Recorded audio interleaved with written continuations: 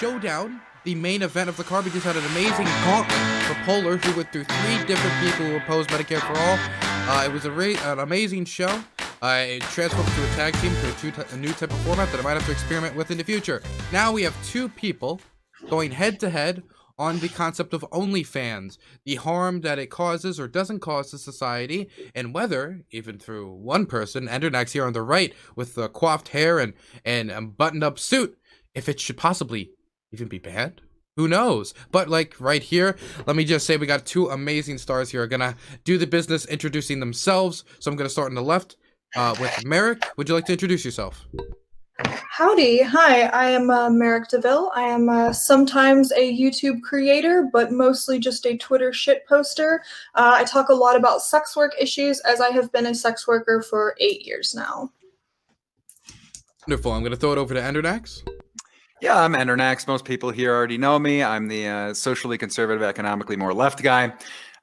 People hate me, they love me, they don't care about me, all sorts of different stuff. So I'm here to primarily argue against the widespread adoption of free and open access to pornography on the internet, as well as perhaps we'll get into the details on OnlyFans specifically, because I think there is some research that suggests that OnlyFans is less problematic than regular pornography.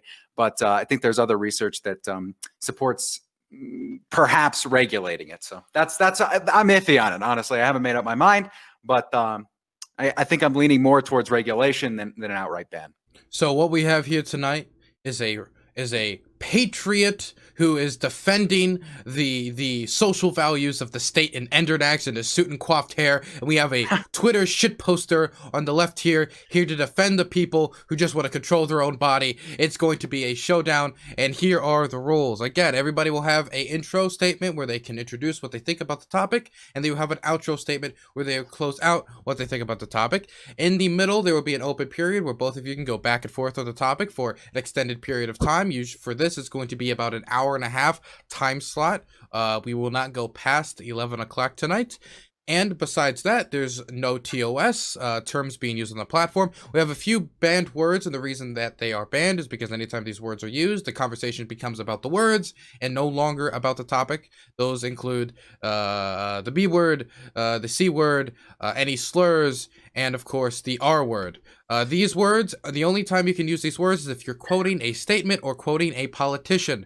Again, I do not want to moderate your speech, but I found that when these words are used, the conversation quickly becomes unproductive. I will not moderate your niceness if you plan to be mean or aggressive. You can't do that, but I suggest that we all try to be as productive as possible.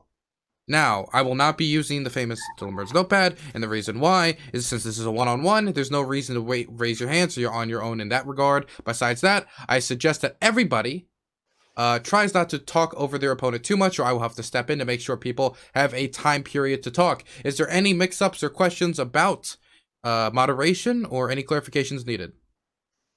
Sounds good. Sounds good. Did you really need the slur disclaimer? I don't think I've ever used a slur. I say that to clarify for everybody, make and remind people. Oh, it's for you, Merrick. Remember. So thank you for putting that out there for us, Dylan. No problem. I'll reel it in. No problem. Okay, so with this starting off, I'm gonna start on the right-hand corner here with Endernax. You will get a opening statement that cannot be interrupted by anybody. You may begin. How long do I have, sir? You have, since this is a one-on-one, use your time as much as you want, but if you go overboard, I will stop you. Okay, I'll just make it as clear as possible. Look, I don't have any expectations of actually winning over the audience in this debate. I am going to completely ignore chat. I don't care what you say about me. Go ahead and spam it all, okay? Don't care. Setting up the expectations already. All of you are a collectivization, really, of the Vosh community, of the Destiny community, of Twitch politics in general, which skews extremely left-wing. It doesn't matter what I say, the evidence that I provide, the scientific data that I suggest is relevant to this topic. You're going to ignore it, and you're going to ignore it because you're a dirty little leftist coomer, and don't lie to me, okay? Listen, at the very least, we can be honest with each other, Okay, we could be honest, chat, you and me. Okay, listen, we don't always get along. Dylan Burns, chat, and I, we're not the best of friends. Okay, but today I'm not giving you any attention. We're just talking about pornography and OnlyFans and the effects that it has on our society. I have a number of different studies and meta-analyses about normal pornography, about violent pornography, about just pictures of pornography, about what that does with perceptions in society around men and women, what that does specifically to young men when it comes to valuing women, when it comes to respecting women, when it comes to raping women, when it comes to lying to women to get them to have sex, which is rape.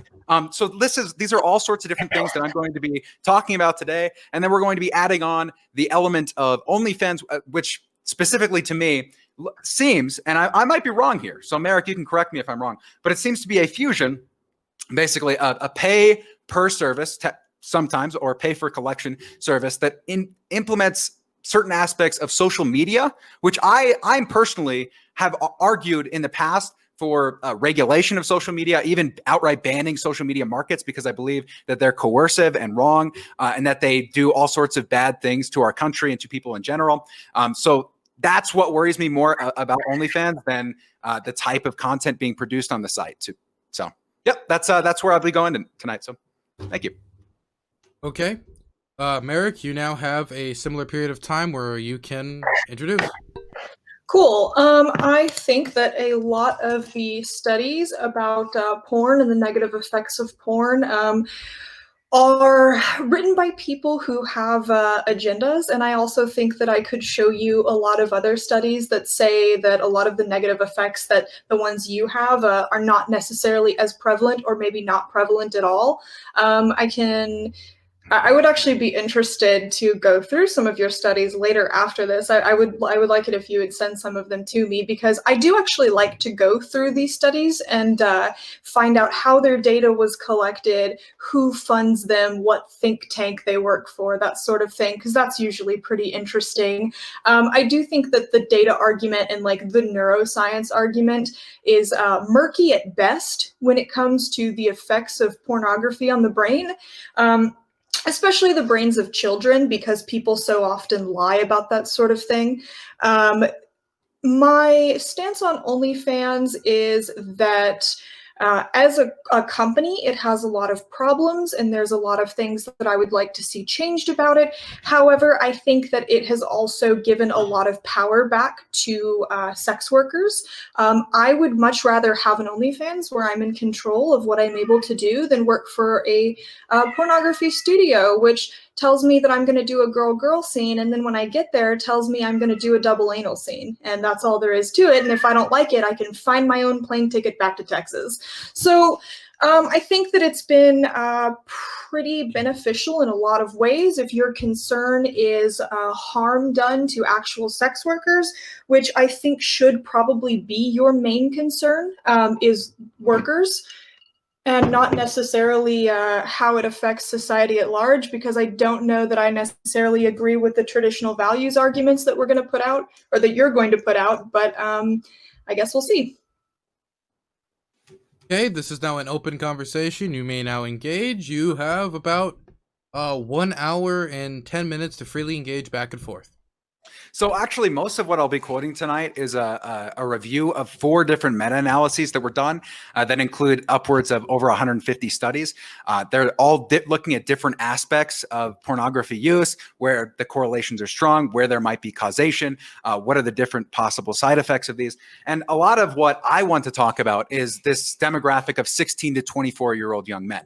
I majored in criminology when I was in university, and the one thing you could say without a shadow of a doubt was that most violent crime, and most crime in general, is committed by 16 to 24-year-old men. And that's largely due to biological and social aspects working on top of each other, including higher rates of testosterone. So males who are higher or have genetic markers that will produce more testosterone when introduced to certain socioeconomic factors will end up becoming more violent, will engage in more criminal activity, will engage in gang violence, et cetera, et cetera, et cetera. And it gets to a point that when you're looking at epigenetic theories of crime, that you can theoretically, right, pinpoint with a pretty accurate percentage whether or not somebody is going to commit a crime, whether that's through poverty, it's through your genetic trackers, poverty, single motherhood, family, living in the inner city, lack of education, lack of mentors. All of these different factors basically accumulate into being able to predict with pretty decent certainty whether or not somebody's going to commit a violent crime in their life and when they'll do that, specifically, usually between the ages of 16 and 24.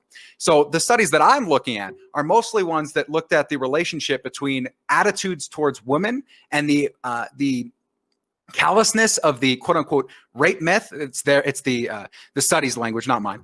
And how individuals who are from the ages of 16 to 24 who do end up committing most of the crime, when interacting with large amounts of pornography, tended to engage in acts that would basically, I mean, manipulative actions that would be characterized as rape by any reasonable person. Basically, lying to women in order to get sex. They often had negative attitudes towards women. They had negative attitudes towards women who came forward and accused other people of having raped them. So these are the studies I'm talking about. I don't know the specific research that I am quoting and that I will be quoting for most of tonight. I can link in chat. Give me a second.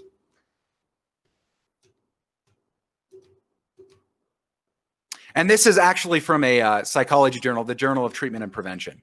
And the title is Sexual Addiction and Compulsivity. So.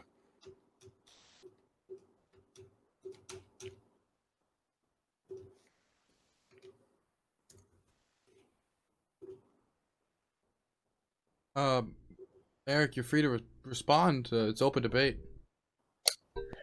Okay, so what I'm getting from you is that men who engage in lots of porn are more likely to commit rape, and that men who watch lots of porn are more likely to have negative attitudes towards women and rape victims. But that just sounds like correlation to me, and that's not causation, so I don't really see how this is any sort of argument.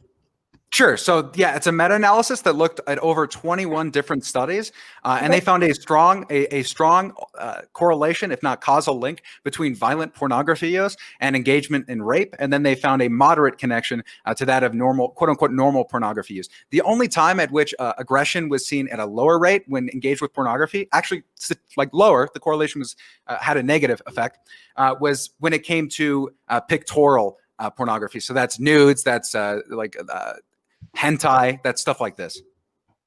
Okay. I'm sorry, I'm not understanding what. Again, this is just correlation, so I don't really see what point you're really trying to make. Wait. I mean, that you demonstrate a causal link by looking at aggregate data and making a worldview based on this point. Yes, you can take into other account, like if you want to criticize the correlation for being somewhere else, then do so. Why? Like, what is the spurious correlation? Like, what is the spurious relationship that I'm missing with these studies? Because I've delved into them, and it doesn't seem like there's anything missing here. We're talking about we're talking about people who would engage in violent activity already. We're taking a subset of the population, and then we're adding another factor in. We're not changing any of the other variables. So what is your argument, that we should not have porn because people who are already prone to violence might have that tendency exacerbated by consuming pornographic materials? Is that the argument you're trying to make? No, the argument I'm making is that we should regulate pornography so that there's less harmful pornography available on the internet for people to engage in mass consumption of. Right now, we kind of live in the wild west of pornography, where you're allowed to just get whatever pornography you want for free whenever you want it from whatever platform you can get it from. And this is inherently not a good system to have. This would be like, imagine if I could sit at home and get on my computer and type in, give me a dose of, I don't know, sexual influence, like influence my mind in a way. Because what ends up happening is when you induce a pleasurable state on somebody, and this is, I mean, if you want to contest this claim, you can, but there's lots of research that shows this. And then you engage in a stimuli, you are programming your brain, even if you don't want to recognize that. Okay, so I'm sorry, I was confused because you didn't like lay out an argument at all. So how do you think we should regulate porn? You need to let me know what you want to do. Yeah. So the one way you can do so is that obviously the strongest correlative pornography was violent porn. So you would ban practices like rape pornography, rape play, very violent BDSM, et cetera, et cetera. Okay, so you want to ban consensual non-consent. You want to ban BDSM. So what? Where do we draw the lines for what's violent in BDSM? What part of BDSM Well, is I would probably leave that up to the sex researchers, to be honest. I'm not one to buck science, so I would probably ask sociologists and psychologists what they thought. okay? I guess this is kind of a really like slippery slope thing because you know, you could have people say that being tied up is violent, and then now shibari is no longer available. Now Okay. that, you know, that has to be regulated. I don't think that taking people's kinks and taking an actual like safe, not real outlet for them and taking that away makes anyone safer. I think that you, I think you're kind of like overstepping your bounds for like what's okay. I just don't know that.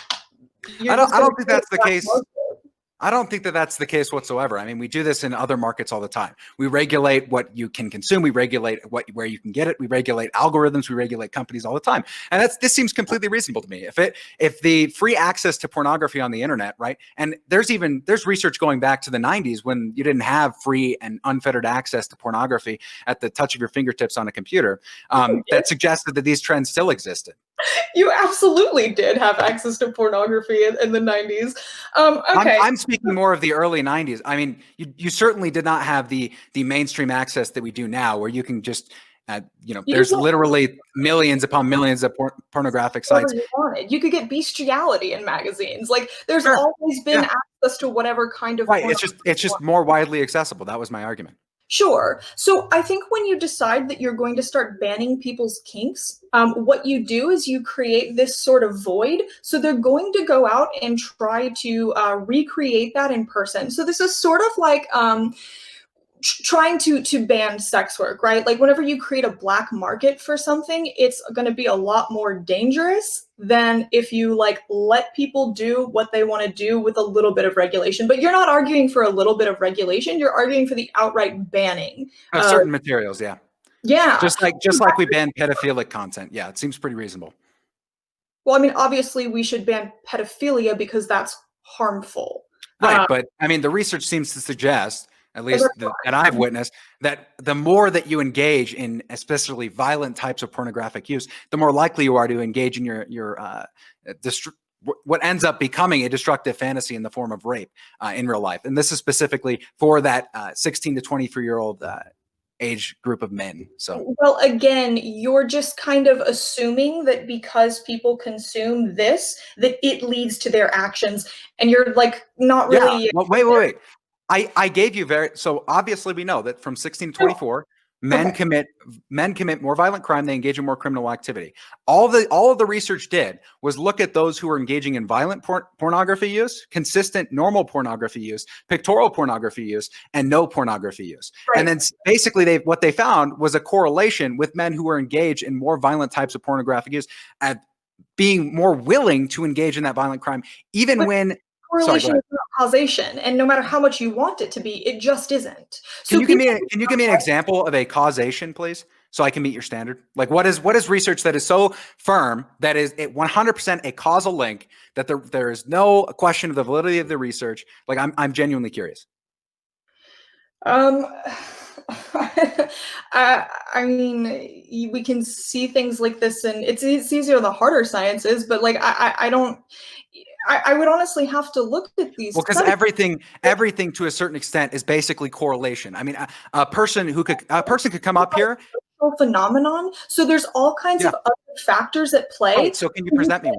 Pretend like those don't exist. Wait, instead of telling me that, you know, that these spurious effects exist, which, okay, I'm willing to listen. I understand that the rate the ice cream consumption and violent crime increases correlate. That doesn't mean that people who are buying ice cream are committing more violent crime. No, that just means that more crime is committed in the summer. I understand. But what I need you to present for me is an example of a spurious relationship that I'm missing when I present these studies or these meta-analyses. Okay.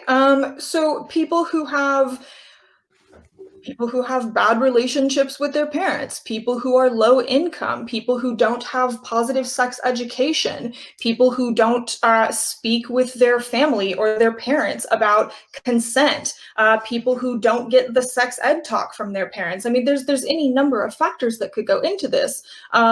Emotional well-being, mental illness, the kind of other materials that they're consuming in their life? Are they surrounded by a bunch of people who are telling them that women have a place or that women are subservient?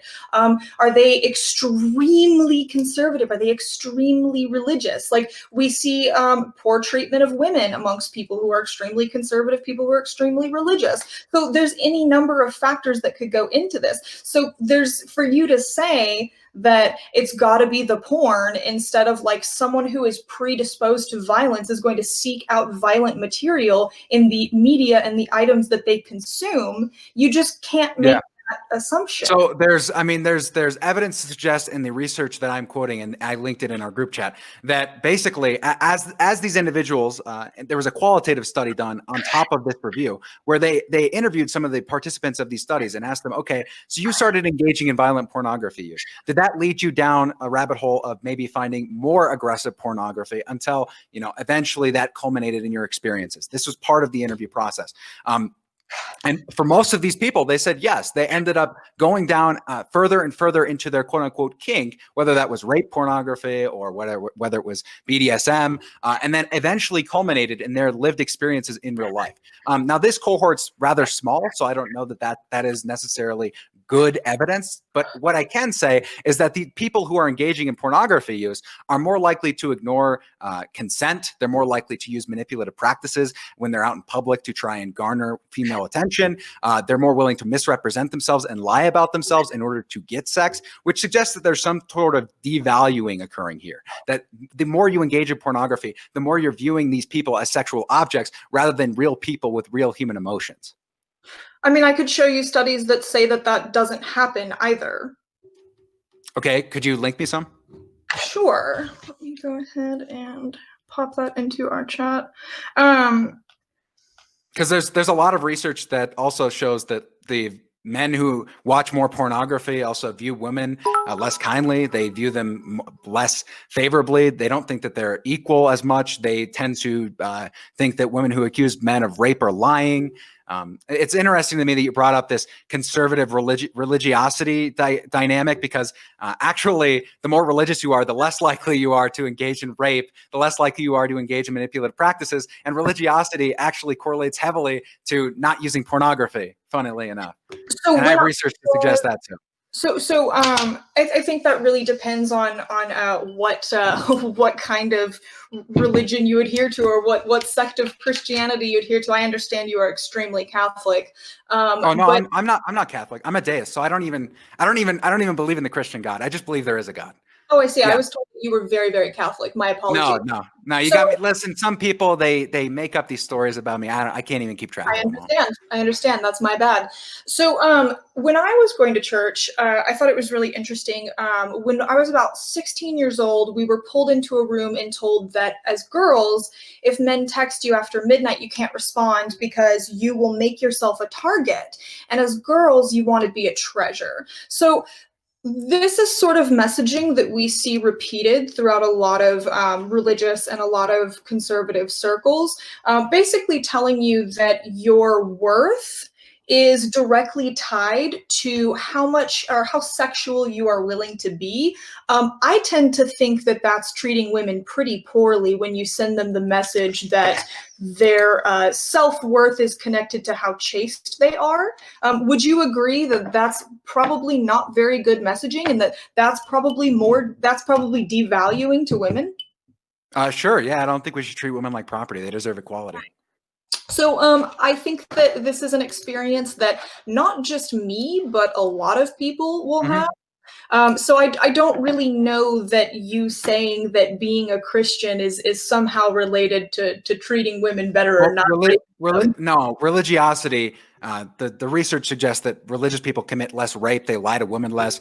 They lie in general less. They have higher rates of life satisfaction, and they also, use less pornography in general. That's all I was pointing out. I wasn't suggesting. I would be interested to see how many religious people just lie about their pornography use.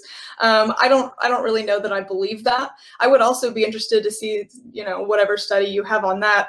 It seems like a lot of what you're going to do is just say that you have this study or that study, which I think is interesting because I can also pull, and I linked you the study that I have in chat as well.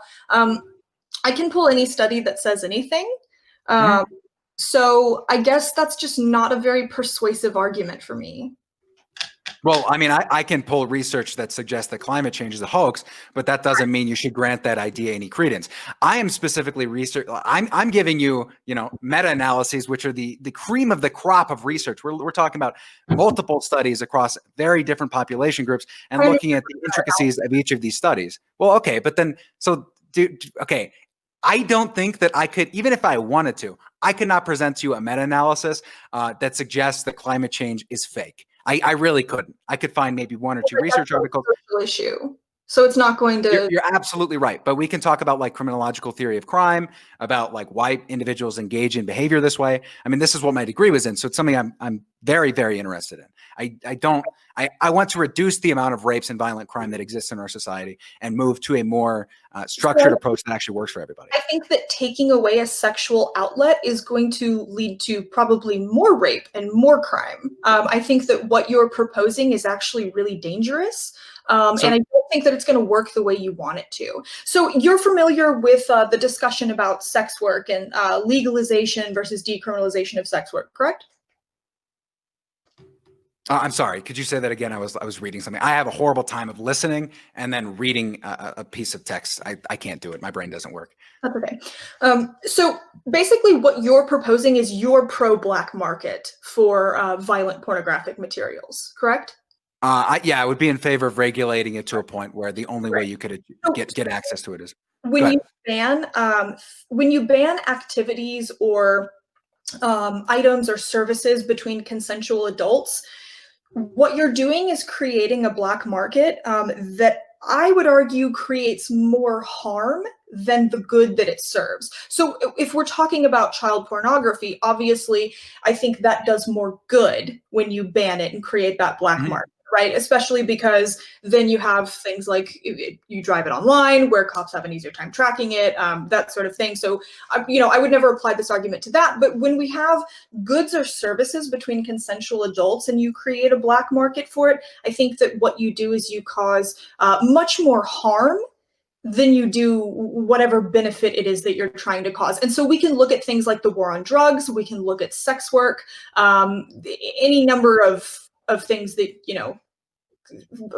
huge amount of bad things have come from both of those. And I think really the closest thing that we would be able to compare creating a black market for violent pornography to would be creating a black market for sex work. Would you agree? That's probably the closest parallel. Maybe. I don't know. I mean, before the advent of mass media, it's not like pornography was not as accessible as it was. Perhaps you're right that there would be more of a market. There would be a larger black market because we've become attuned, or like we enjoy the flavor of pornography that we're getting. We become accustomed to getting pornography whenever we want it at the touch of our fingertips. But I don't know if that's the case. I think that moving more towards supply lines that are just maybe a little bit more exclusive and a little bit harder to get on top of, would result in positive effects on society. I'm very aware of the negative effects of the war on drugs. I'm actually against the war on drugs. I think that we should probably decriminalize most drugs and legalize a couple of them. Not in favor of legalization. It's the exact argument you made with like pedophilic content. There's a certain point where the return is not worth the liberalization of that media is not worth the harm that it causes society. And I think opioids is one where I can make a case for this. There was one other thing you said. I would also be in favor. I just did a debate actually here, where it was a panel debate. I think 2 weeks ago, maybe 3 weeks ago. Dylan can remind me, where we were talking about prostitution and sex work in general with another adult actress. Sorry, and basically came out on the side of favoring decriminalization. The studies and the research on like legalizing and decriminalizing sex work are really inconsistent, and it doesn't look very good to me in terms of, you know, this is going to harm families or this is going to ruin families. But that being said, the research that I've seen on pornography consumption, and specifically mass pornography consumption, daily use patterns, is really good. And that's why I would argue in favor of regulating those markets still. I think that the cost to society is worth it. Okay, so I guess I want to kind of touch on what black markets do and how they affect things, because that is essentially what you are arguing for. Sure. And I'm going to talk about it through the lens of sex work because, well, one, pornography, creating pornography and being in pornography is sex work. So effectively what you're talking about is creating another black market for sex workers. So that's why I said the closest parallel we would have is for full service workers, because you're essentially just sort of widening the you know, it's essentially just affecting another part of the sex work umbrella with another black market. So here's what happens with the current black market that we have for sex workers. I think you would probably agree with me when I tell you that full service sex work is pretty dangerous, or it has the potential to be very dangerous for the providers. Would you agree with that? Yes or no? Sorry, I muted my mic. Yeah, I would agree with that. Yep, absolutely. Okay. So it's particularly dangerous. We've actually seen now, are you familiar with FOSTA and SESTA? Yeah, actually I am. Cool. So you know that those have been a disastrous failure. It's like repealing Section 230 and stuff, right? Is that's what I'm thinking of? Or? It's not quite a repeal, but what it does is that it amends Section 230 so that all websites are responsible for any content put on them by a third party that results in the sale of sex, essentially. Yeah. So what's happened is that because there's no way for social media to go through every single post that might potentially be able to get them in trouble, they've created these wide sweeping algorithms that go through and that remove any post, remove any content, sort of try to push sex workers off their platform, right? Because that's better business sense, that's safer for them. You know, obviously longevity for them and their bottom line is what matters most. So in response to this, what we've seen is sex workers who were making money online. We've seen a lot of their income start to shrivel, start to get closed off, their accounts starting to get taken away, them starting to get kicked offline. We've also seen a lot of people who were doing full service no longer being able to talk about it, so not having access to those safety networks. And a lot of people who were doing like indoor full service and being able to coordinate with clients online being pushed onto the streets. And people who've never ever walked the streets before, who are used to doing like cushy, like I come to your hotel room, having to walk streets. So what we've seen is arrests for prostitution pretty much skyrocket since 2018. We've seen the deaths of full service sex workers, drug overdoses, prostitution arrests, disease rates. We've seen all of this go up. We've seen a lot of full service workers not being able to pay their bills, losing their housing, returning to pimps, or turning to pimps for the first time, which is actually sex trafficking and not sex work. And that is rape when you have, and I assume you would agree. I agree completely. I mean, so I have actually two friends, and I won't name them. I almost did. Like my brain didn't even like work for a second. But who were engaging in basically survival sex work. And I mean, the conditions that they describe are disgusting, and they both have like extreme PTSD from this environment. So I would personally advocate for a system where with a more equity focused mindset, where women, especially women, young women, don't feel like they have to engage in survival sex work to make a living or to get by or to pay their rent. I think that these are really perverse incentives in our society. And when you have a domineering male, basically a male purchasing class, especially in full service sex work, it can lead to some really disgusting behavior patterns, especially among, again, that violent age group, 16 to 24-year-old men who are buying prostitution services. And that's not to say it doesn't happen with other groups of men. I'm just saying that that's probably the most likely. Yeah, I understand why you're targeting that demographic. So basically, what happens when we create black for anything sexual is we go ahead and we say, okay, here's the safety of the people involved in this. We're going to go ahead and throw that out the window because it sounds good and it feels good to say that we're going to slap a Band-Aid over a gunshot wound by deciding that we're going to fix the problem by just making it illegal. People don't just not do things because they're illegal. Okay. It doesn't work that way. If it did, we wouldn't have crime. So what you are proposing essentially is making sex work much more dangerous for the people who are involved in it, because you can say, oh, you can't do consensual non-consent anymore, and a bunch of people are going to go, that's interesting. I'll just figure out how to do it without getting caught, which is going to create much sketchier situations in an industry that is already pretty sketchy sometimes to begin with. So what you're advocating for, not what I think your intent is, but the impact of what you're advocating for would be horrendous for sex workers. Also, people would be in sketchier situations and probably in sketchier places on the internet trying to seek out this material, because people would absolutely continue to seek out this material. It would be less accessible, so they never would have fallen into the pipeline in the first place. That's my entire point. I mean, do you think that we should ban? Why do people still find child porn then? People still absolutely. It's just much harder, and then we throw people in prison for looking at it. I wouldn't do that for the violent rape. Okay, so what you're advocating for is throwing people in prison for no. That's wait. I specifically said I wouldn't advocate for that. I think my mic might have cut out. No, I would not advocate for throwing those people in prison. Can I ask you this? Do you think like we should repeal a ban on machine guns then? Because ultimately, if people want to get a machine gun, then they can go out there, like they're going to find one anyways. They're going to commit a crime. So sorry. What this is creating a black market where people can go and maybe engage in further shittier practices in order to obtain the material that they're going to get in the first place. I don't like gun control. Oh, okay. So you would be in favor of repealing the automatic weapons ban from the 1960s, I believe.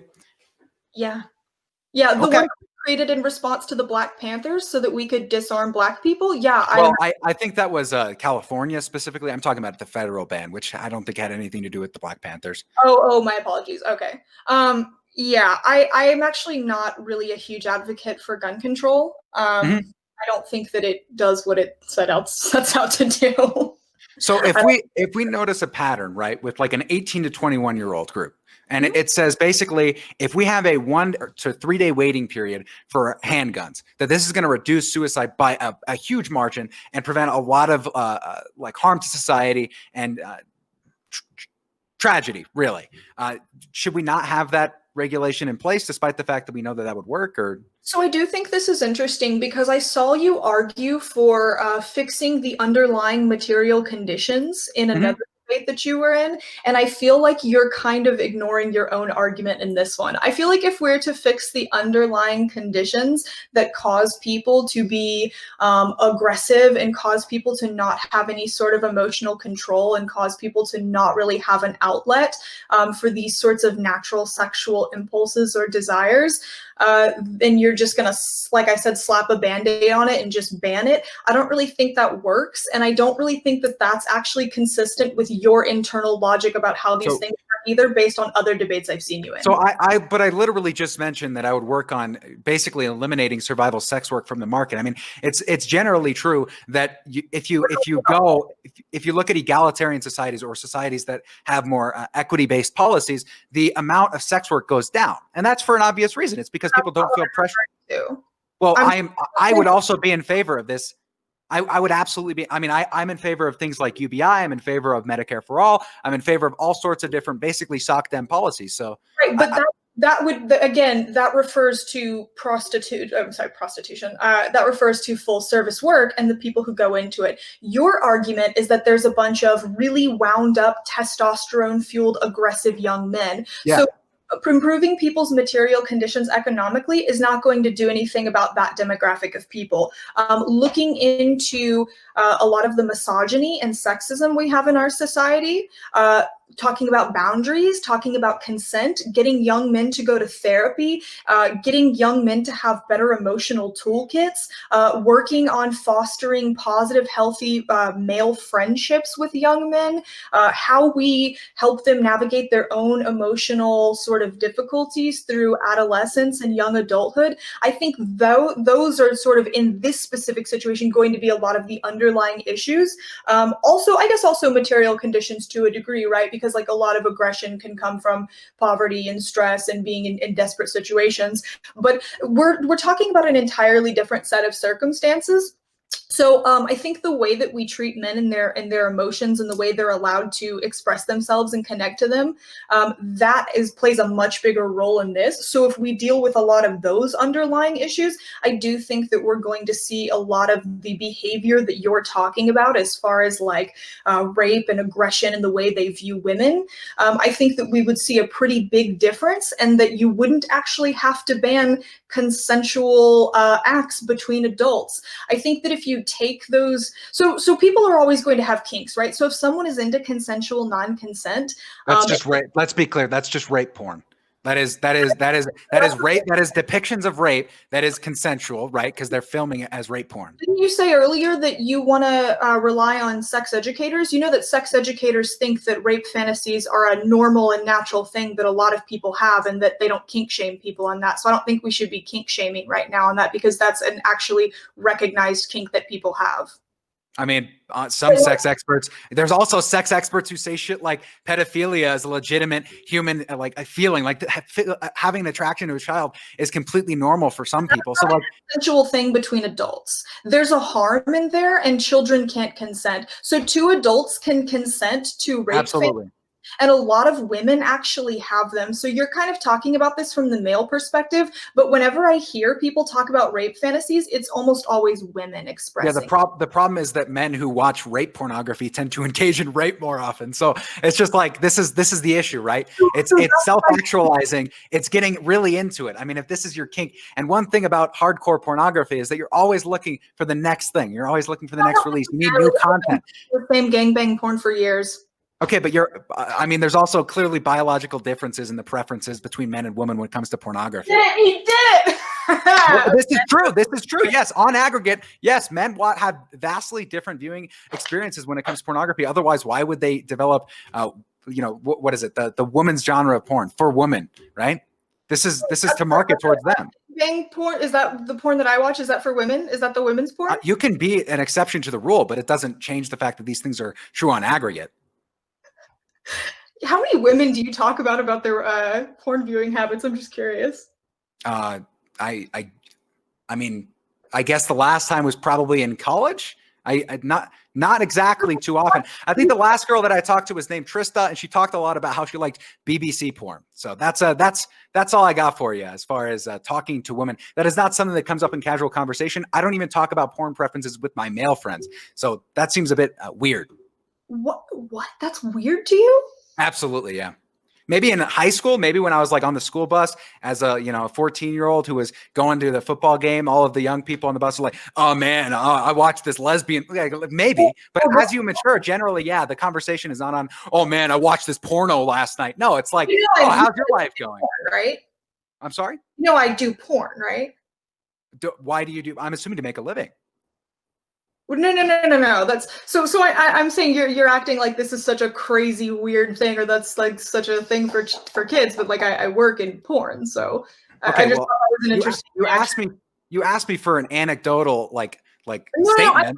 I'm curious because I think that tells me something about you. I hung out with a lot of diverse people. I don't know if that's the claim you want to make. I've hung out with nerds. I've hung out with jocks. I've hung out with people who are like joining the military.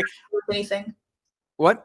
That have to do with your experience talking because about the entire I'm sorry, you can't tell me that your original statement was a little bit tongue in cheek, like, "Oh, when was the last time you talked to these people about pornography?" No, I mean I'm curious. I do think it's interesting.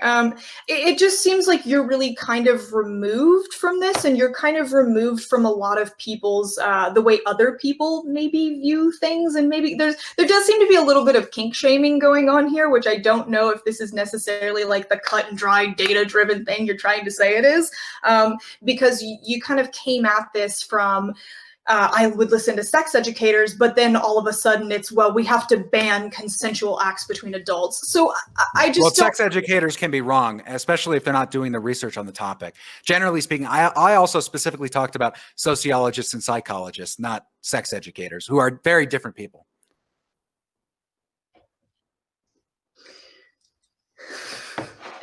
Okay, so basically what you're saying is that if most sex educators are, I'm sorry, can you repeat that? Yeah, so I was specifically referring to the individuals who are doing the research. So that's people like sociologists, people like psychologists, neuroscientists, whatever it is, right? Whatever field of research it's engaged in. I would listen to their opinions. I don't really care what generally a sex educator, unless they're an expert in the field, has to say about it. Generally speaking, sex educators are more interested in like taking basically very watered down versions of the scientific research and then applying like a morally based framework of being sex positive. You don't see a whole lot of sex educators who are like, we shouldn't have this type of sex, or that we shouldn't have this type of pornography existing in our culture, despite the fact that there might be evidence to suggest that this is not a good thing. So let me ask you a question. Do you think that if there was porn that was going to be a scene that is consensual non-consent, do you think that if before that scene started, excuse me, that the actors were like,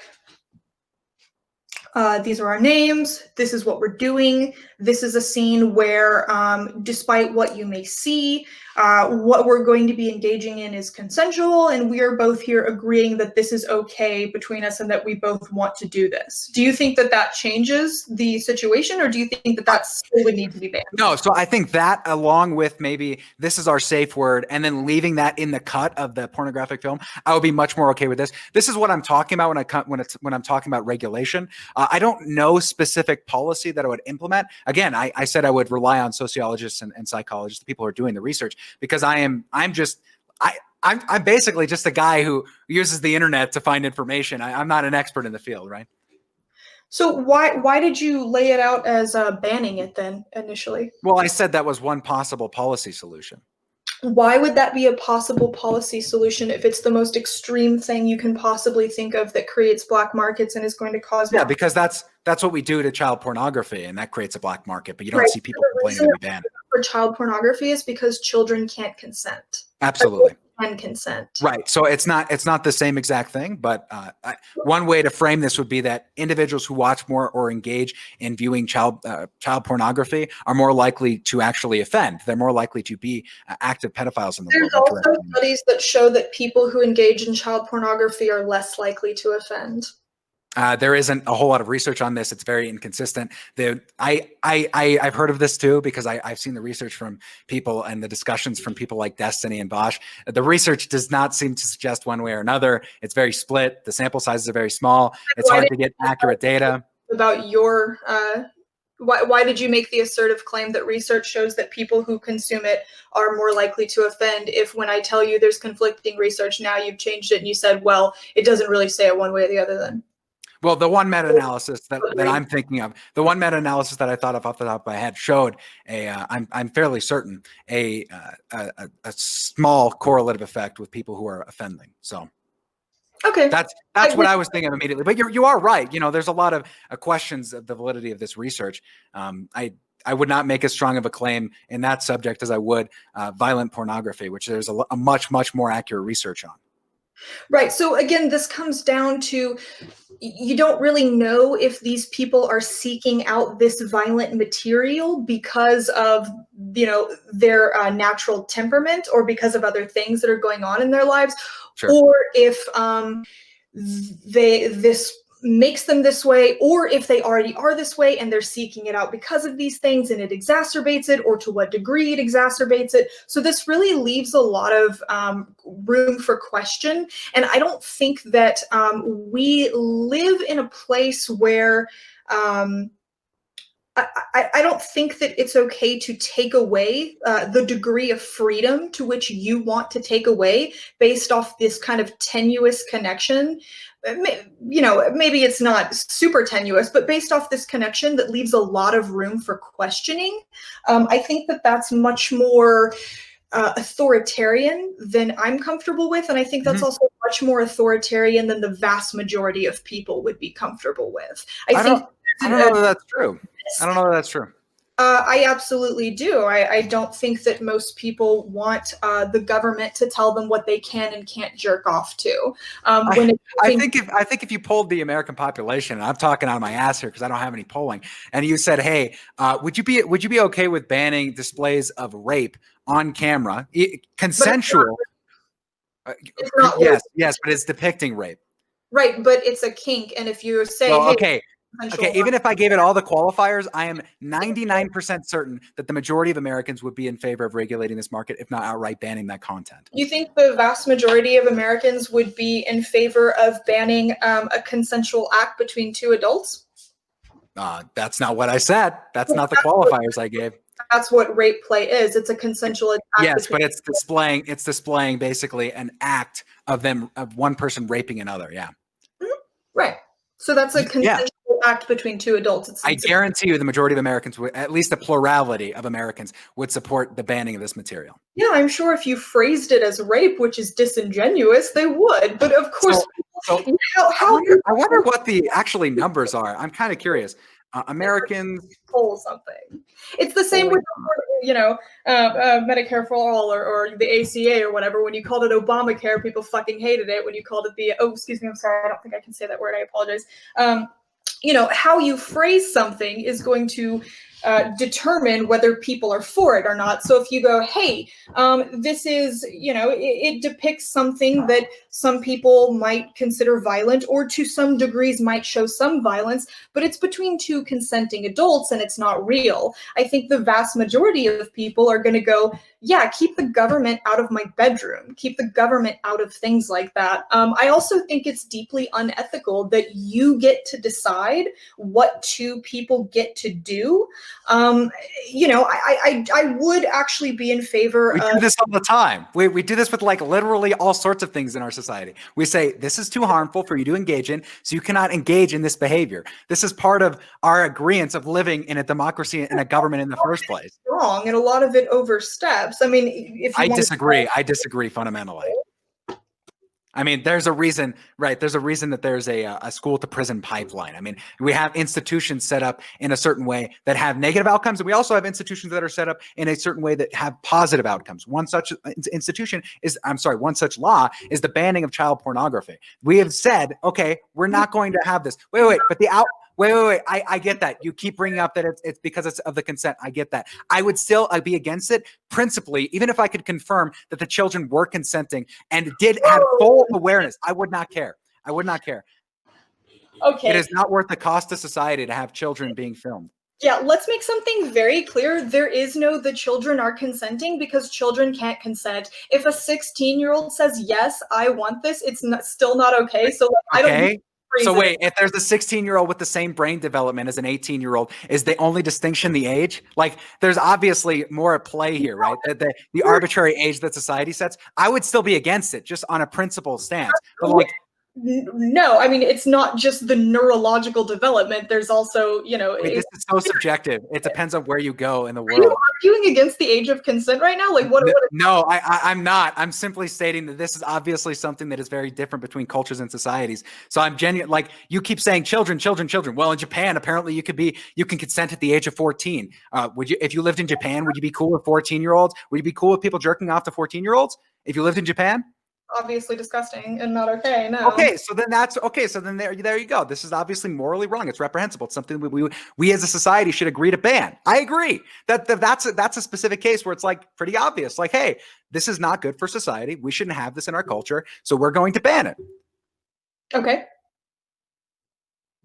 That's it. That's because the entire premise that I was laying out was that, yes, as a society, we come together and decide to ban certain things when the effects are harmful on our society. Sure, but you haven't really demonstrated that consensual acts between adults are so damaging in the form that they exist right now, that they need to be outright banned. I mean, I'm okay if you want to say like, hey, we really need to put in regulation of just like laying out that something is not real beforehand, or like Sure. more intensive script writing. If you want to make that argument towards violent porn, then I'm honestly, not just violent porn, even normal porn, I would be in favor. I think that there should probably be a regulation where you come forward and say, okay, we're two consenting adults, we're consenting to this behavior, and this is what we're going to engage in, or whatever is going on. Mhm. So, okay, let me ask you a question. Because I actually completely agree with that. How do you stop people from clipping that out and then re-uploading it without that? I suppose you would regulate it and say that that's not legal porn. So You how? have to have the disclaimer. And yeah, okay, and you're just saying like you would hold like Pornhub or X videos or Sure. whatever. Yeah, like, exactly. you have to make sure. Okay, okay. And I mean, all they'd have to do is essentially have somebody whose job it was to watch the first like 30 seconds of the porno to make sure that they have the So, consent decree. Are you aware that most, well, not most, but a ton of really hardcore BDSM videos already have that? Like if you go to kink.com, Yeah, a lot. I'm sure they do. Yeah, I'm sure there are a lot of them. The main problem is to do with something you brought up earlier, that you were concerned about sex workers being forced to go out on the street and engage in sex work, a different type of sex work, because they couldn't post their content online. A lot of it's amateur, right? A lot of this, the problem with this is amateur because a lot of these professional studios have these requirements ingrained in them already, probably because they can see that in the future, there's probably going to be some regulation around pornography and the types that individuals can consume. America has very liberal pornography laws. In other parts of the world, it's banned. In parts of Southeast Asia, I think in Korea, South Korea, you're only allowed to watch like the native porn or something. Like maybe I have that wrong, but I swear I heard this, that like South Koreans are only allowed to jerk off to South Koreans having sex. Basically, that's the only type of legal pornography. Very concerning, very weird. I don't understand it, but Seems vague and racist, but okay. Yeah, well, I don't know what the hell's going on there, and I certainly wouldn't enforce that type of regulation, but it seems like there's some common ground where we agree that there's probably some at the very least problematic forms of pornography on the internet. Sure, I think if I do think that the degree to which violence is directed at women, I do think that that is problematic. I would agree with you there. I just don't think that banning and adding another black market into any form of sex work is going to be effective and not dangerous for sex workers, which as a sex worker is, a primary concern of mine. So your concern is that if we ban like a BDSM or a rape play or whatever, and we say, okay, you can no longer do this, that's going to encourage more sex workers to engage in like full service work. They're going to go out on the streets. They're going to get a pimp.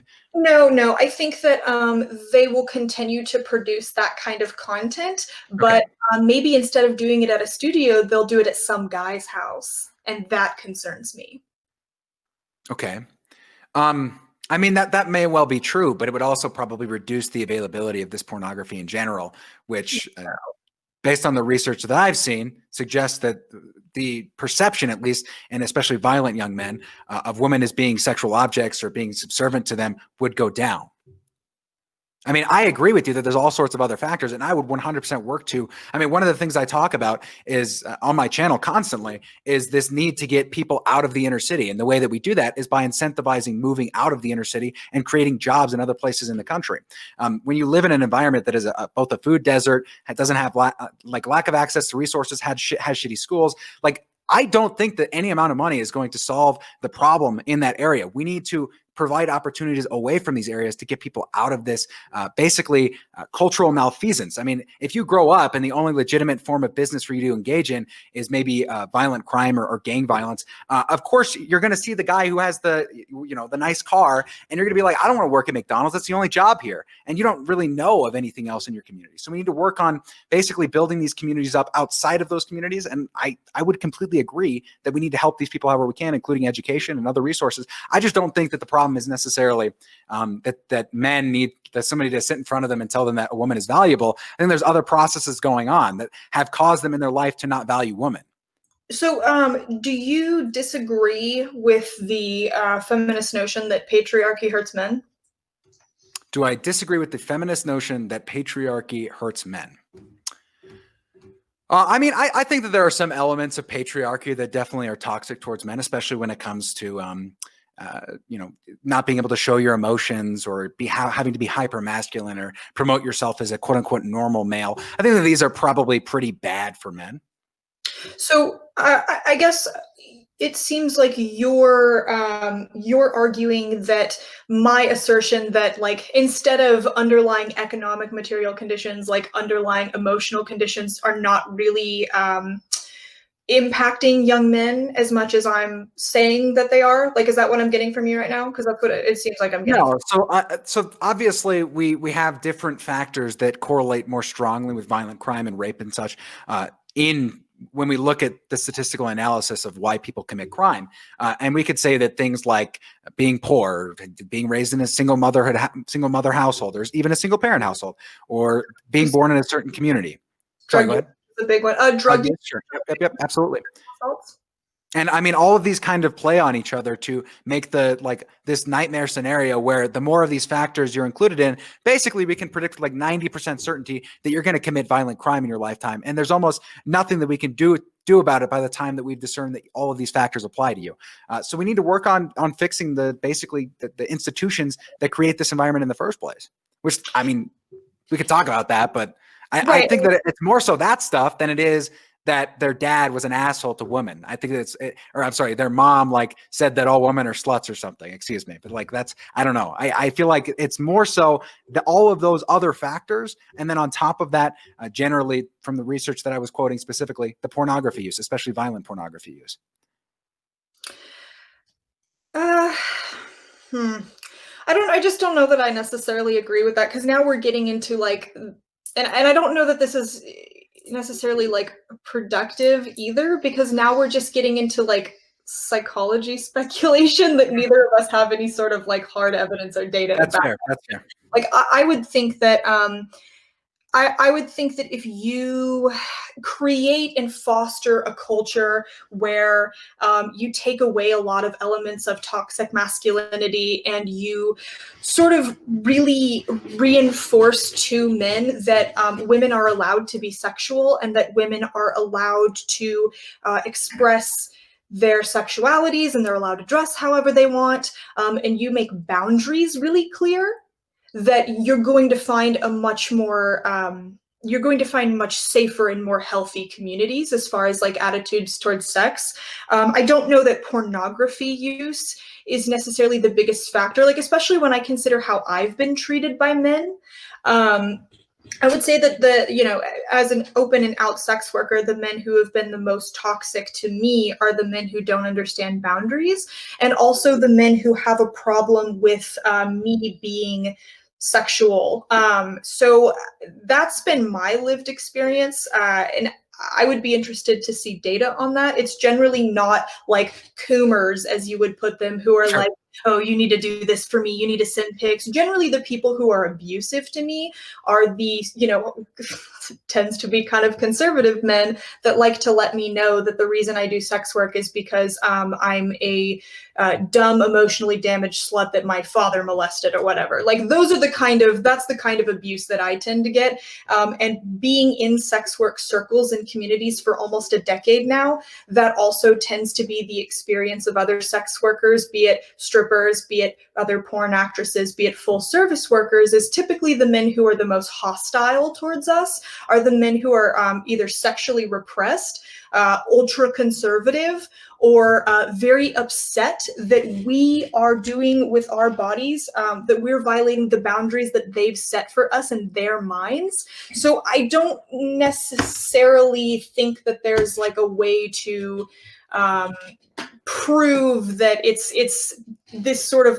cultural toxicity more than it is pornography, or that it's pornography more than it is this cultural toxicity. It seems like it's just kind Yeah. What's interesting about the only research I've seen on this, and it's been a long time, was I was curious to see if there was any correlation between like party affiliation or like general politics, conservative versus liberal, or like moderate or libertarian or authoritarian, Nazi, whatever shit, right? And committing violent crime. I don't have the data on rape. I haven't seen anything like that. The only thing I could find was that generally speaking, it was people who tended to skew more. They were like more statist. They ended up being more fiscally conservative, and then like as far as the social axis goes, they were moderates. So I don't know that I can't find it. I mean, obviously, this is all just your lived experiences, and I'm not going to discount that. I don't want to say that. I don't want it to come across like I'm saying that conservative men are overall the worst about sexism or sexual assault or whatever. They're just the most vocal, I think. Gotcha. The most comfortable being vocal about it. Yeah. I will say that I have been existing in liberal and leftist spaces online for quite some time, and that those men can be absolutely fucking atrocious as well. So I'm not trying to say that it's the male problem. Okay, Merrick, listen, we got a lot of issues that we need to hammer out. And I completely agree with you. I mean, fundamentally on like, there are toxic elements of male culture, especially that are pushed in the mainstream. I wouldn't go so far as like I don't know, man, the best a man could get Gillette commercials. Just like, this is like the worst thing that you could do. Like if you want to, yeah, it's really bad. I don't know.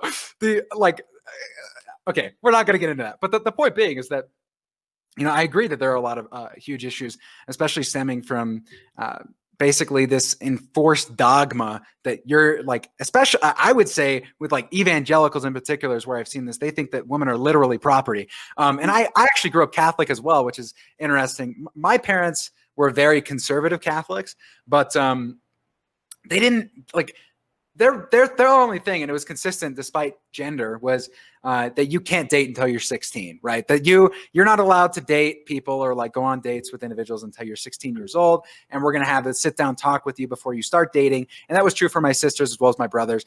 Not so much me, because they kind of just gave up by the time they got to me. I was the fourth kid, but they're like, yeah. They also didn't buy me a car. Very interesting, mom and dad. Very interesting. I'm just saying. First world problems. Wow. True. I'm just saying they bought all my other siblings cars. Okay, I'll never forget this. Our coffers had run dry. I'm very sorry to hear that for you. Yeah. Yeah. No, this is why it became so screwed up, Merrick. This is why. God, I feel like we're like not disagreeing at this point. What did you want to say? I think the only disagreement here is that I'm willing to go, I think, a step further with regulating this type of content, and I'm convinced of the research, and you're more skeptical of the research, and you're willing to concede like this. Okay, yes, we should have consent regulation on pornography, which I think is great. I mean, at the very least, that would be better than the system that we have now. So, okay, do you just not think that you just don't think that the black market situation that I've described to you is necessarily bad enough for you to take that off? Yeah. So for me right now, where I'm sitting, I personally don't believe that the black market will be worse than the outcomes that we're getting right now. So let me put it in terms of this. If you are shooting a scene on a set and someone is choking you and that's part of the scene, if things start to get a little bit too intense, any of your crew members are going to step in and say, hey, hold on, we're done, we're tapping out. You're doing this unregulated in a black market, and someone is choking me and they're not realizing that it's going too far. It's a really intense scene. Say they're not able to look at me, right? Like say they're choking me from behind, or they're behind me and they can't see and they're choking me. No one is there to stop them from killing me. So this is the problem when you talk about like not having regulation and creating black markets. Also, you could show up on set. you could have like guys who are like, oh yeah, I'm going to produce this, I'll do this for you, and because there's no studios, so you show up at their house, and instead of there being a sound technician and a camera person and someone there for you to sign waivers, and there's no STD testing, you get there and then someone chloroforms you, and then you wake up tied up in someone's basement. Would you agree, and this is an important question, I think, would you agree that if if these markets were regulated and it was like penalized for this type of content to exist on the internet or for you to produce this content, that generally speaking, the people who would go and make that content wouldn't be people who are doing sex work because they wanted to. They were doing it for, material reasons. They couldn't meet bills. They needed the money. And this was the way that they could get that money. No, not necessarily. Really? You think that they would, even though it was risky, that you think that they would engage in this? Well, you're talking about it still being legal, but just being regulated, correct? Well, no, I'm specifically talking about hypothetically if we banned the market, so we created this black market. Yeah, because I would be in favor of helping these women. I don't think that anybody should be engaging in survival sex work. This is just disgusting. This doesn't happen in other countries, in places like Sweden, where the welfare system is strong. Right. So if you're talking about like a black market situation and people being willing to do violent scenes in a black market situation, yeah, I think that you're going to find that that's probably a lot of people who are doing it because they need to. So I think that what happens when you create that black market is, you're right, it is these more vulnerable people, and they're going to end up being damaged or hurt the most by that sort of situation. And so that's never something that I'll ever be able to ethically advocate for. Well, that's why I would be in favor of policies that would help these people. And there's a lot of problems in the United States, and I feel like there is justification to say, okay, one step at a time. I mean, I don't know that I would support a complete ban on this market unless there were other stipulations in place to make sure that these women didn't feel like they needed to engage in survival sex work or engage in this black market in general. I mean, this is kind of the issue that we run into with like the war on drugs as well, is we create all these giant black market schemes because people, at the end of the day, and it's people you wouldn't even expect, are going to get their opiates, or they're going, especially because of big pharma and other institutional pressures that have basically made it so there's a pipeline to becoming an opiate addict. But you're creating all of these perverse systems that have all these ramifications, whether or not it be the strength of the cartels in Mexico, the rise in gang violence in America. I mean, I completely agree. We got to be very careful with things that we decide to regulate, and weighing the cost and benefit analysis and being able to see where people are falling through the cracks and helping them. And that's why I support a stronger welfare state in general. Sure, I can completely agree with that. Can I use the bathroom real quick? Can we do like a timeout? Like, is that okay? Yeah. I promise I won't say anything. Sure. And then when we get back, I want to bring it back to the OnlyFans for the last section of the debate. Hey, come here. You gotta get up. Oh, come on, buddy. All right, guys. I'll be right back. Excuse me. So, how do you think this is going, Ender? I think it's going pretty well. I've had a good time. It's pretty cordial. I appreciate the one-on-one debate style more than I appreciate the panels. It feels like there's more pressure, especially in the debate panels, to be more shouty and performative. And this is true for everybody, not even just me. I definitely feel the pressure, but I could give you like 12 examples of people on your show who have been like more crazy when they're on a panel versus when they're on just a normal conversation. Truly, you guys are making me less money. That is the case, yes. I am sorry. Well, this is why you need to have just a giant panel. Yeah, you're right. I need to have that famed 120-person panel where I get every single person off of political Twitch and just have them talk. Listen, I could do blood sports, but I don't feel like there's any reason to do blood sports with somebody who's being kind. If she was like, yelling at me or freaking out or like doing all sorts of stuff, like I'll call her out if she's being rude, but I'm not going to fucking be a dick to somebody who's being cordial. Man, I mean, hosting this productive conversation, it takes a lot of time and effort. Wouldn't you agree, Endernax? Yeah, it does. You know what, Twitch chat? Maybe, you should reward Dylan Burns TV with something like, I don't know, one of those Prime Gaming Twitch subscriptions, or maybe a donation, maybe 5 gifted subs if Who Am I's in chat. Just saying. Just the calling out the specific person. I find that morally abhorrent. But I do agree with the sentiment. Hey, Junglebird, thank you so much for the Prime Gaming sub. I appreciate that, buddy. You thought you'd get the TTS to work and say no, but that TTS has been broken for months. I steal your channel points and you can't do anything about it. Sorry. Get screwed. Looks for you. So what's your argument going to be for the OnlyFans section? Basically social media bad. It boils down to that. Chat can get a little preview. It's not. So you're going to delete your Twitter? Am I going to delete my Twitter? Yeah. Nah. No. I'm sorry. Are you going to stop engaging in capitalism because you're a socialist? Am I a socialist? Well, you're not. I'm sorry. I was talking to the metaphorical strawman socialist over here. Got it. Yeah. Hey, Spectre. Hey, Spectre, thank you so much for gifting a tier 1 sub. That's your 7th one enchanted to Sassafran. And Lump, thank you so much for subscribing to tier 1. Looks like we started a hype train, Keep it up, chat. If you reach level 5 on this hype train, I would deeply appreciate. Oh my god. Okay, right through level 1. Okay, damn, silly serious. Thank you so much for gifting a tier 1 to Wikipedia. I appreciate that deeply. Choo choo indeed. Man. Hey, and known on sense, thank you so much for the 300 biddies. Chat lane, thank you so much for the Prime Gaming sub. I appreciate that. You're already to 66% of level 2, 67 now. Spectre Org, thank you so much for the tier 1. Leah, thank you so much for the tier 1. Leah, thank you so much for the 5 gifted. Spectre, thank you so much for the tier 1 to Liz. Leah, again, thank you for the 5 tier 1. Gee, okay, I can't think this fast. Endernax, thank you for the Prime Gaming sub. There you go, buddy. Okay, buddy. Whoa, my gosh. Jeez, Louise. I make more money than this than when I commit fraud. Okay, somebody in chat, Bad Tabby, Hoss, thank you so much for all the bits. Oh my god. Bad Hoss, I am always the Relevant. villain on Twitch because I disagree with everyone that you agree with. Get over yourself. Relevant, thank you so much for the tier 1 to Emma. And Tabby, thank you so much for the 500 bits. We're already through most of level 4. If we can get through level 5, I'd be deeply grateful, chat. We got to return to the conversation, though. Merrick, we're going to let the last section, where we have about 10 minutes left, to talk about OnlyFans and Endernax's specific problems with OnlyFans. So, Endernax, would you like to? This is going to be more of a discussion because I'm genuinely curious. I think there are certain elements of OnlyFans that are probably better than what the pornography market is right now, which includes like not having to work with the studio for the person who's making it.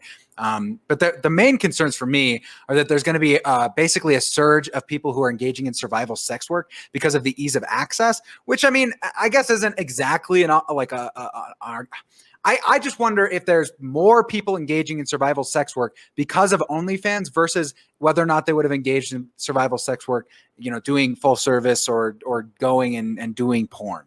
Like I don't know. I think that the ease of access is probably the issue, that more people are choosing to do so. I understand that these pressures are created by basically shitty government policy. So I'm not really gonna like yeah, it's probably on the government to stop people from mass joining OnlyFans because they feel like it's their only way to get by. But the other thing, so I don't really have anything there. The other thing is that I've been told I don't use OnlyFans. I don't. Crazy. I know. What crazy. was that account you sent me? Listen, that's my OnlyFans. Okay, I don't subscribe to. Okay. Anyways, the main thing I'm concerned about is that I don't know if you're aware of this, but a lot of social media platforms have these really awful algorithms that basically incentivize you becoming addicted to their platform. And I've heard that Twitter. So yes, I completely understand. Yeah. So I've heard that OnlyFans does similar things with notifications and specifically programming, like what type of content is being promoted to you or what type of people that you might want to see to keep you on their platform for longer amounts of time. And I think that these specific algorithms are very, very coercive and bad for people in general. And with porn mixed in, I think that it might actually be more problematic because you might be feeding into what might spiral into an addiction or a real problem with interactions that you have in person. Well, that seems weird to me because everything is behind a paywall on OnlyFans. So it's not like you're just being shown content. Like it's not the same thing. Like what you would see if the algorithm is going to be showing people things on OnlyFans, it's going to be showing you like a super small picture. So the way it works is you have your feed, right? And then you have like a sidebar. So if it's going to be suggesting you people, which by the way, it never suggests other creators to me. So I've never experienced that. And I've been on the site for years. It suggests people that I might be friends with, like people that I've tagged in posts before, but I don't really get like an endless stream of other girls. And that might be because I'm a creator and it knows I'm a creator. But I would honestly be really surprised about that because everyone's profile is actually set up the same. They don't have like buyer profiles and creator profiles like some sites have. So I don't really know about the veracity of that. Also, if that is true, it's not like you're just going to be having porn like flashed at you because everything is behind a paywall. So what you'll see is if you're getting recommended other people is you'll see a tiny little photo, which is their icon, and then like their name and their ad, and like maybe some info that's in their bio. So I don't think there's enough information on this. My primary concern is that, you know, it seems like the American consciousness was hijacked, and basically we've been influenced in all sorts of ways we don't even realize by Facebook, by Twitter, etc., because they feed us content. I obviously would be different for a site that hosts pornographic material, but that makes us angry, right? That pisses us off, which is generally political or like absurd or something crazy that somebody said, because it keeps us on their platform for longer, which makes them more money. So, I mean, obviously OnlyFans is a paid subscription, which may make it so that it avoids this problem entirely. Yeah, I think it actually is the opposite. I think because everything is behind a paywall, it works the exact opposite. Unless, of course, you're subscribed to like 50 Girls OnlyFans. Well, I think that might actually be a problem, though. I mean, unless that person is financially stable enough to do that, at what point? It's crazy to me that there is this persecution of these people who have struggled with porn and like porn use and feel like they have like addictive patterns. But then we'll say like the WHO will classify gaming disorder. Like, okay, you're going to tell me that there's people who have a problem with gaming addiction, that they're going to sit in their chair and play games all day. But there are people who have destructive relationships with pornography. That just seems absurd. One is way more enjoyable, right? Porn addiction is recognized by most NGOs. Most major NGOs. So I was under the impression that the WHO did not classify porn addiction whatsoever, but they classified gaming addiction. Well, let's figure out if this is true and what the WHO is doing, because that sounds not real. Let's see. I would be extremely surprised if they, let's see, WHO porn addiction. Most NGOs and most places that study stuff like this do recognize pornography addiction. And if you're saying that you feel like there's a stigma against people who have porn addictions, I think that's really unfortunate, and that's something that we should be advocating against, because if you're addicted to something, you're addicted to something, and addicts shouldn't be treated with any level of scorn or contempt or any sort of negativity, because that's a neurological issue, an emotional issue, that sort of thing that we should be providing people with understanding and compassion and support for. So I would never. Well, I would completely agree. I think maybe part of the misunderstanding and the persecution of specifically NoFap in general is probably that there's some MGTOW elements in there and like some very like weird. Yeah, it's like very weird stuff like, you know, you're going to save your spiritual energy by not jerking off or something. I think it's like they believe that whenever you orgasm, it releases certain endorphins that, if they're stored up, will make you some sort of like Super Saiyan. But I would like to say, for anyone in the audience watching, if you don't know, NoFap is actually bad for you physically, because it can actually enlarge your prostate. So please don't do NoFap thinking that it's going to be a good, healthy thing for you. It's not. Well, unless you're active sexually, right? Like, I mean, as long if you're you know, ejaculating, that's not much of an issue anymore. I do think that sometimes people use like doctors who say things like it's okay to masturbate occasionally to justify them jerking off every single day to like pornography for like 2 hours a day or something absurd. And I think that that's where the behavior starts becoming destructive. And I don't know why people are using this, like, are saying like doctors say that it's okay to masturbate. Yes, doctors do say it's okay to. Yes, we get it. Yes, yes, we should probably service our literal biological imperative and function like as human beings to procreate. Yeah, I get that. Even if we're not like experiencing sexual gratification from it, it might be something that we need to do just for health concerns. I'm seeing that the WHO recognizes sex addiction, but this seems to be from World Psychiatry in 2014, impulse control disorders and behavioral addictions, stating that the WHO doesn't think that there is enough information to classify pornography addiction. But this is 6 years ago, so I hope that this has been updated, at least in the WHO's guidebook or whatever. I mean, that's based on the limited data, it would seem premature to include pornography viewing. But I would disagree. The reason that I even bring this up is because of all the research that I've looked into, because this is not the first time that I've debated sex work or pornography consumption, all these different things on the internet. And specifically, I've done it on Dylan Burns' channel. I'm invited every single freaking time, apparently, it seems like. But you know, there's never a mention of pornography addiction. It's never used as a medical classification. It's never used as a scientific term.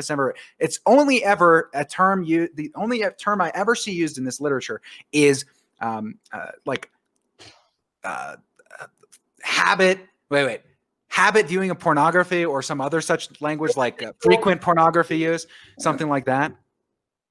Well, no, I'm definitely never going to sit here and say that pornography addiction is not possible. I think that that's kind of a ridiculous, insensitive statement to make. I do think that pornography can be viewed responsibly, and I think it can be viewed irresponsibly. And also, you know, if you're addicted, that's not necessarily irresponsibility. I think that's probably no fault of your own. But again, I mean, I think that's something that should be treated very seriously and with compassion.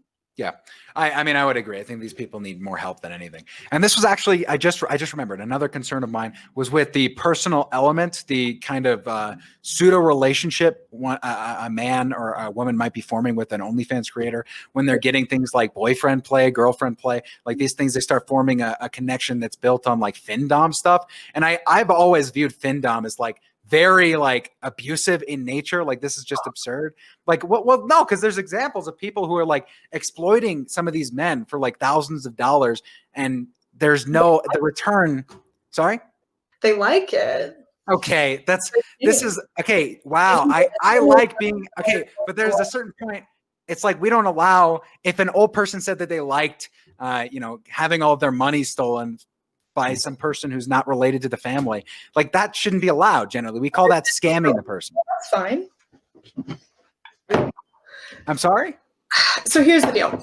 I would have a much easier time accepting the premise of findom as abusive if I was seeking men out. If I was like finding men on the internet, I was like going online every day and I was like, haha, I'm gonna drain your kids' bank accounts or drain your kids' college funds or whatever. Like, yeah, then I could be like, you know what? That's maybe not so healthy. But most findom is men seeking it out from women who are providing that service. So again, you're wandering into the waters of this is a consensual adult behavior. Mm-hmm. These guys get off on humiliation. They get off on the like risky endorphin rush that is money being taken out of their bank accounts, right? So I don't think that you can deny other adults a consensual kink, especially one where there's no like physical harm involved, or that it's not going to lead to harm to other people. Because like you can't make the argument that a findom kink,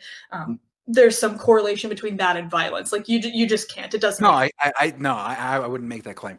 I guess I would view it as more like representative of abusive transactions that are occurring within our country right now, whether that be like through really shitty businessmen who are really big dicks to their employees. Technically, working for a company is a consent. You're engaging in a consensual action between somebody. Under capitalism, because if I don't make money, I don't pay my rent, and I can't afford. No, but there are degrees of this, right? But there's the thing: is like if you don't engage in findom, you're not going to die. If I don't engage in capitalism, I will lose my house. I will live on the street. I won't have money for food, and I'll die. So I don't necessarily think. But a person who's engaging in findom could be abused by the person who has more power over them, so that they do end up losing their house and do end up losing their job and can no longer sustain themselves. I hate to cut this off here. Used by anyone in any relationship. I hate to cut this off here, but we have run out of time. We have talked for about an hour and a half, and you can use your ending statements in any manner you like. If you'd like to use your ending statements to talk about this, you can, but you're both going to get uninterrupted ending statements.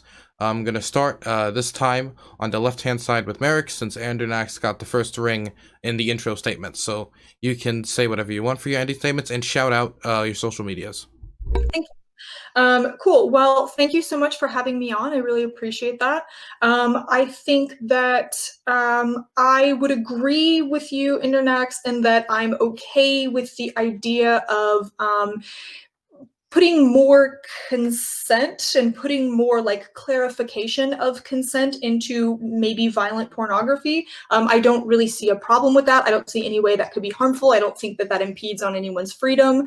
I am very anti-banning of anything. I'm anti-creating black markets as far as sex work goes. And I am not sold on the narrative that porn creates violence.